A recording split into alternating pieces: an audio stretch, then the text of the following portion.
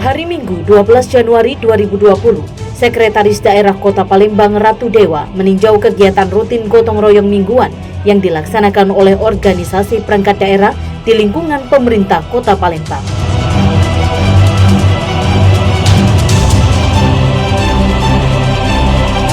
Kegiatan ini telah dicanangkan oleh Wali Kota Palembang untuk mengajak semua aparatur sipil negara Kota Palembang untuk turun secara langsung membersihkan Kota Palembang di titik-titik wilayah yang telah ditentukan.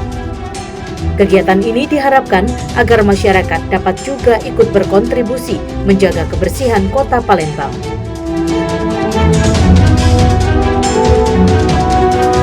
Idak pacak bersihke, idak motori jadilah. Bako Humas Kominfo Kota Palembang melaporkan.